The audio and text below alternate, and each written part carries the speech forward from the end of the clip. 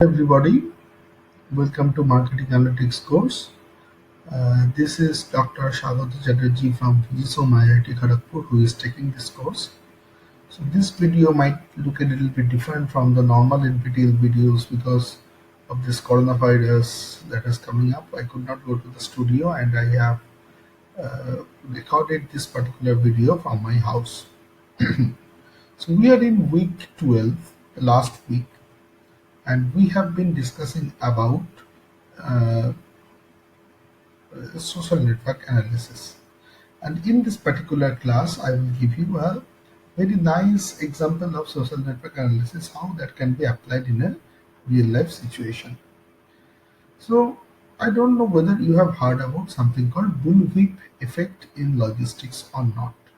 So if you if I discuss about what a bullwhip effect is, bullwhip effect is basically a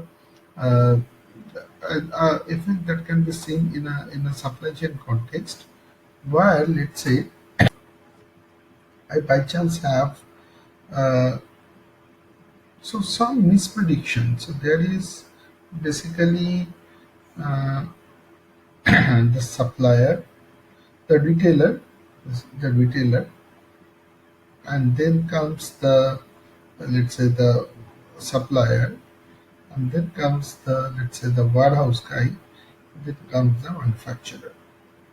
So if this was a small whip here, which is basically an error in estimation of the demand, and his information gets passed to this guy who is a supplier. Then this becomes more further higher, and here it becomes further higher. So it looks like a bullwhip. See, you're giving a small whip in this portion, and it becomes a big, huge whip in this portion. So that is what we generally try to find out.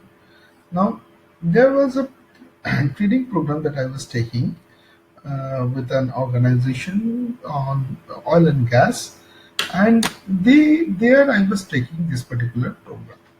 And there I have demonstrated a supply chain game in that particular thing, that there is a supplier, there is, let's say, in the supply chain of this particular company, there are retailers and then the wholesalers and then the manufacturers. Manufacturer is the organization that, but this organization also takes into account the retailing part.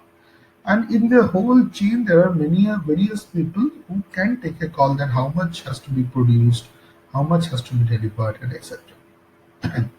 So what I found by taking this uh, particular test was that we made two groups, and these two groups played, and our major goal to this particular groups was to tell that okay, you have to reduce the costs of this I would say estimation or misprediction. The higher you do misprediction, the higher will be your costs. And obviously, one group did lower misprediction than another group, and that group won. Now, till now, each group had four members or four groups. Each group has actually four subgroups in them. One subgroup is the retailer, one subgroup is the wholesalers and manufacturers and warehouse persons. But I did not let them talk with each other. Means the groups, subgroups will talk within themselves, but retailer will not talk with the wholesaler. Wholesaler will not talk with the manufacturer, and etc. They will give these orders based on or make their predictions based on their idea of whatever is order coming up and etc. And that created a bullwhip effect. Now, generally, this bullwhip effect will come down when we allow some sort of data sharing between them, because the more information sharing happens, the I would say the uncertainty reduces, and when the uncertainty reduces, people make better decisions.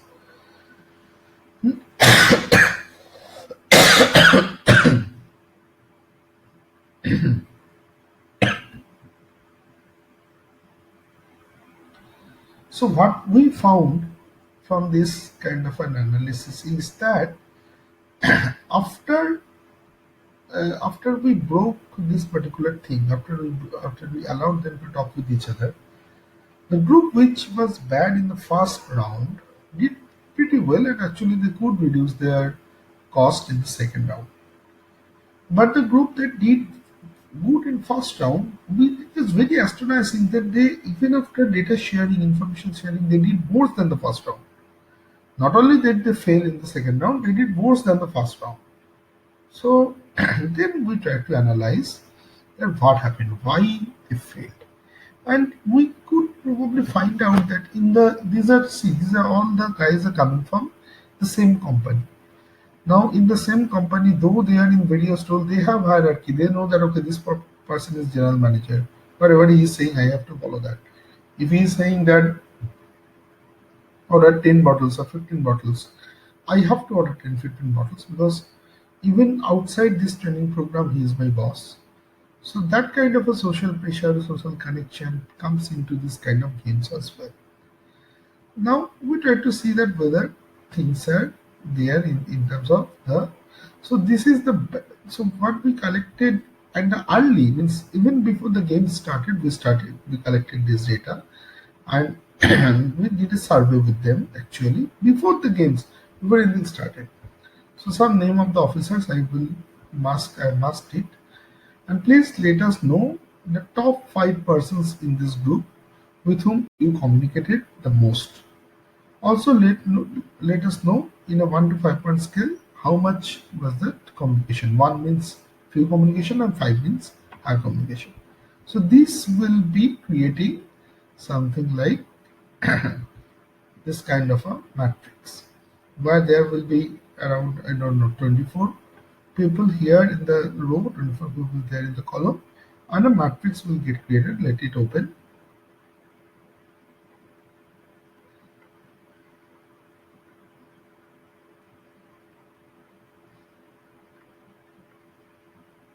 And the matrix will, okay, 20. The matrix will get created. 0 means no connection. See, diagonal elements is still 0. And then 4 means high connection. Then 5, then 3, and so on. And we took an average, closest or the highest probably. We took the highest. If 1 is saying that I have talked 3 times with 4, and 2 is saying I have talked 4 times with 1, then we took the highest of them. This is our choice. You can take anything else. And then with our R programming, we try to create uh, this kind of charts or graphs. And let us see that what these graphs are.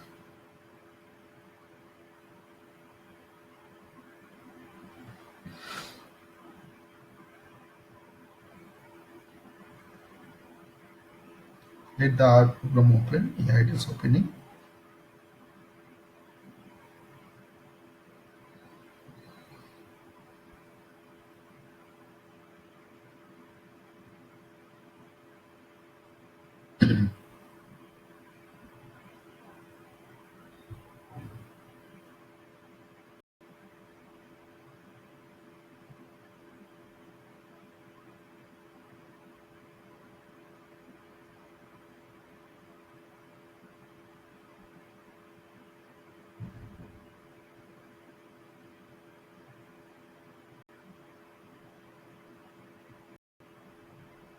Okay, so it has opened. And if you see here, snapatch.r, the first thing that I do is I set working directory to source file location.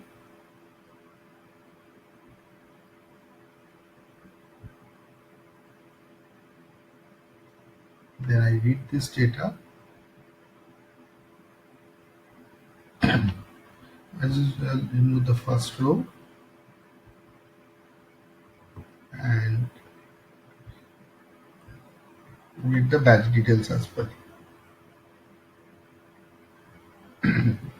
Now the library that I will call is iGraph, and then I will make the graph, simplify the graph, and then I will put the level names,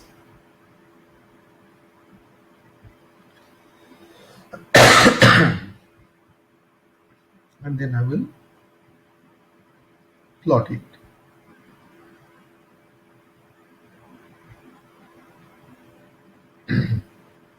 So once I plot it, the plot has come up here. Let's just zoom the plot, and you can see carefully that there are V2 and V1. These are one of the most important ones, and these three guys have not talked with anybody.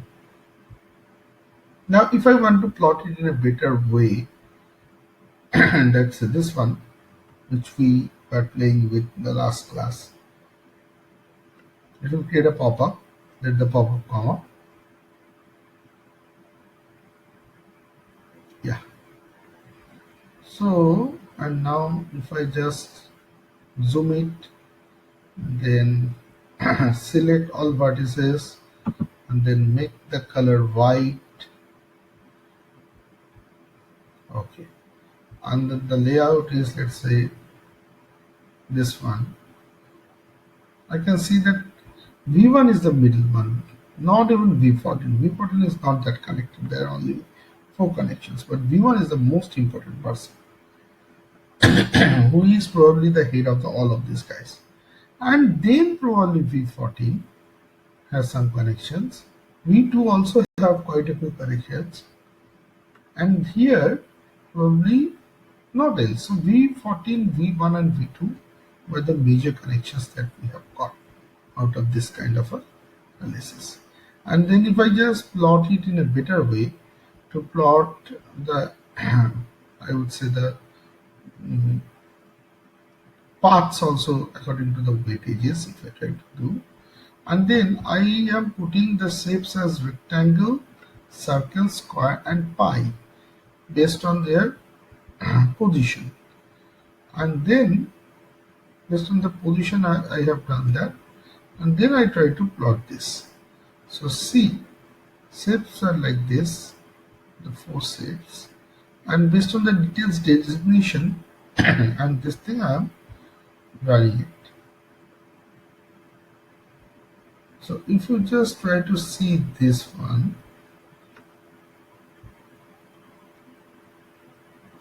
you will know that this V1 is a big circle, and then V2 and V13. So V2 and V14 were also major, and then V13. So most important is V1. Then come V2, V14 and V13 were similar. And these guys are not connected with anybody. So that gives me an idea that who is connected. And these positions, which are like different shapes, star shape, are basically peripheral. They are not central in any of these things. So who are these raster shape? So we have to check that who are these raster shape. This basically it will come from details. So you see that this is the raster. The raster is a senior managers basically. And then V1, who is the most important one, is a circle. So chief manager is a circle, senior manager are rasters, and then senior depot is pi, who is not even there, and then probably rectangles are assistant managers aims, who are thus who, if you check it here, were the last guys, were the outside guys. So this guy, this guy, and this guy. They have V19. V20 is still central, but V19, V15, and V16, nobody knows them. But they are basically DGM and a assistant manager. So based on the designations we have given this particular. So obviously the chief manager is the central. If you want to see that carefully, the V1 chief manager is central and not the V2, which is also a important thing that you have to understand. That V1 is more central. Actually, V2 is also central, but V2 is relatively less connected than V1. And actually, when we saw the bad performing one was because of this V1. This guy was taking too much too much effort, or too much, I would not say effort, but he was influencing too much to this group, and which was a wrong influence, unluckily. And that's why his influence actually worked a lot. So people didn't take decision based on the data, people take decision based on whatever V1 is saying, and that impacted the results ultimately. So this is how even in organization culture, the social network analysis comes into the picture. It was a nice case study that I wanted to present. So thank you very much. I will see you in the next video with an absolutely new topic. Thank you.